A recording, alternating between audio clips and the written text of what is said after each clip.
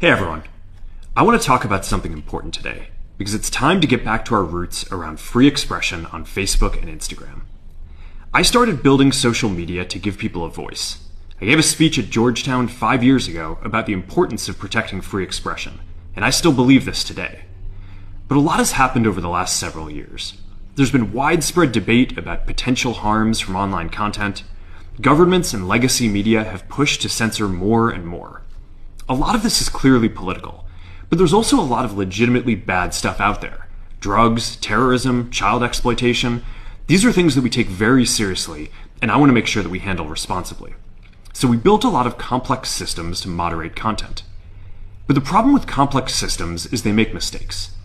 Even if they accidentally censor just 1% of posts, that's millions of people. And we've reached a point where it's just too many mistakes and too much censorship. The recent elections also feel like a cultural tipping point towards once again prioritizing speech. So we're going to get back to our roots and focus on reducing mistakes, simplifying our policies, and restoring free expression on our platforms. More specifically, here's what we're going to do. First, we're going to get rid of fact checkers and replace them with community notes similar to X, starting in the US.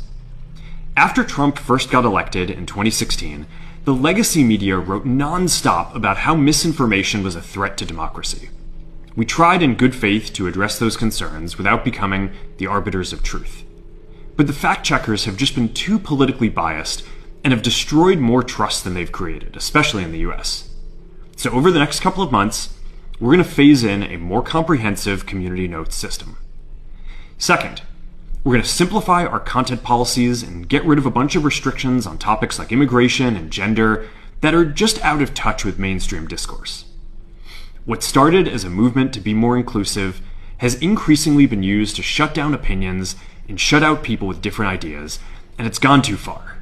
So I want to make sure that people can share their beliefs and experiences on our platforms.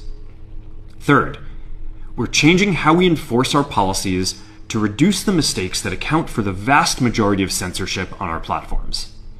We used to have filters that scanned for any policy violation. Now, we're going to focus those filters on tackling illegal and high-severity violations. And for lower severity violations, we're going to rely on someone reporting an issue before we take action.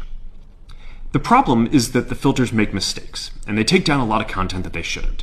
We're also going to tune our content filters to require much higher confidence before taking down content. The reality is that this is a trade-off.